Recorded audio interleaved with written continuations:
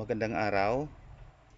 Ah, Meron tayo dito pinadala ni Sir Brian PRNB Gen 3047. Napaka-familiar ng serial number 47. Anyways, purpose nito para ma-test. I-test talaga. Marami kasing nagtatanong baka hindi na daw okay sa pellet. At saka i-test na rin natin sa slug sa long range. Kung okay nga ba talaga ito pagka Gen 3 niya. So ito yung gun nating pinaglalaro. Wala na tayong ibang ginawa.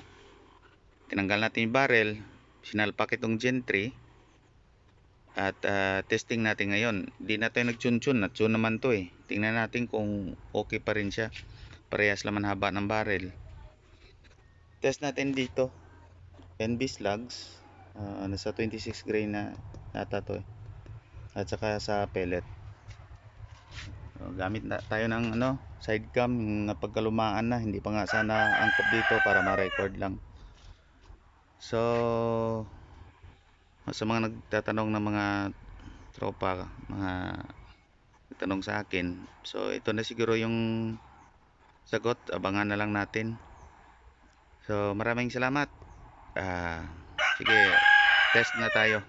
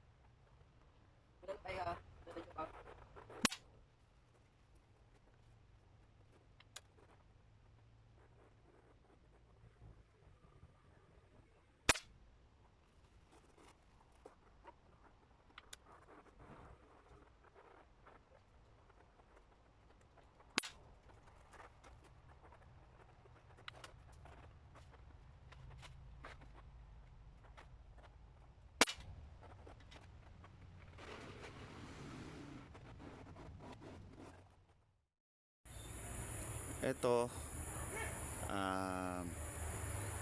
mag-try tayo ng slugs. Yan o, NB slugs. Ito ay 100, hindi na makita eh. Yung medyo may itim. Pero 134 yards yan, yards pala, naka-yards pala yung rangefinder natin. So, yan lang yung malayo na nilagyan ko kasi yung daming damo. Hindi na kasi makita yung target. Pero try lang natin. Yung tune natin, tune pa rin sa pellet. Try lang natin sa slug. Muntik na naubos yung turret. Pero para lang matest kung okay nga ba talaga to.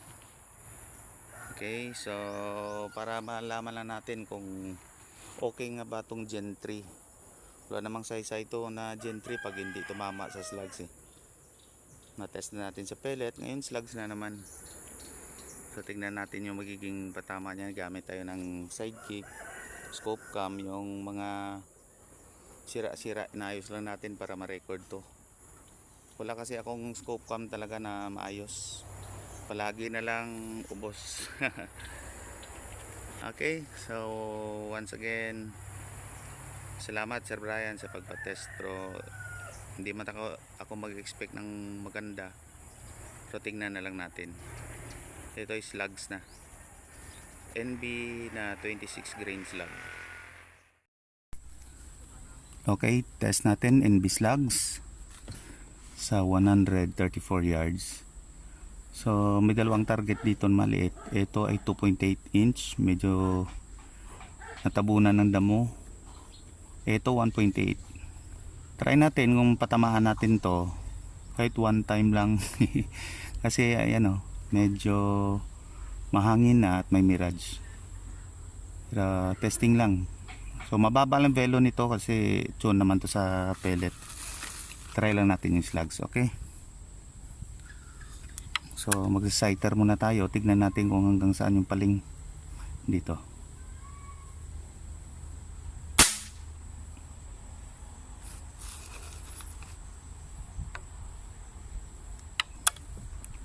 Okay, tingnan natin yung shot na to.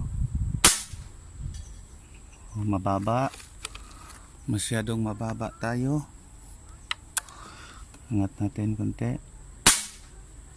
Baba pa rin. Habol. Yan, pag-aralan muna natin yung wind.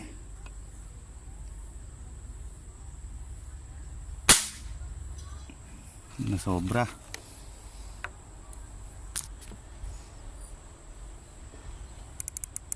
Yan.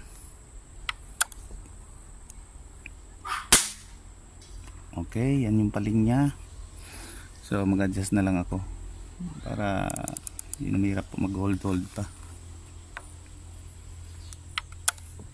Right to left yung wind natin. Yan o, makikita dyan sa mga damo at sa wind plug.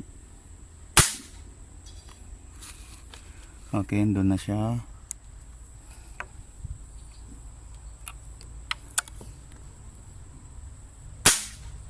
Okay, doon lang talaga oh.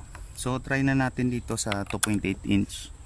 Tignan natin kung tatama natin to kasi may mga damo. Hit pa rin.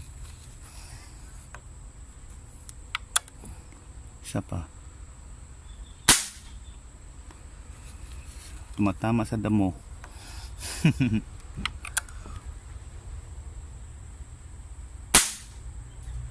Tagos. Okay, so mag-iba-iba konti ang POI pag nawala yung hangin.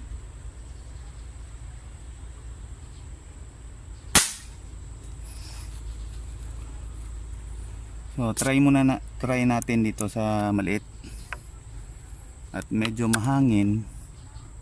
Tingnan natin kung matatamaan niya to. Try lang. Hit siya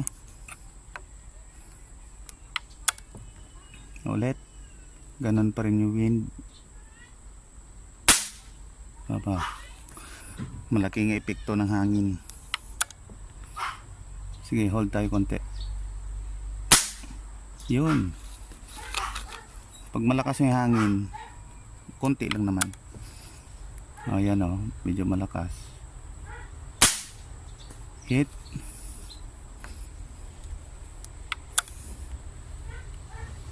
Yan, nawala. Ako, nasobra.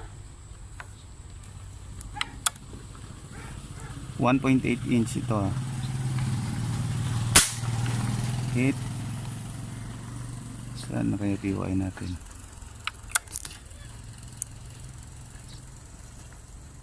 Yan, nawala ng hangin. Dito tayo mag-hold sa kabila.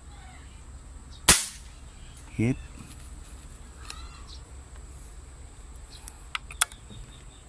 Yan, wala pa rin. Konti yung hangin. Hit. So, tatamaan talaga.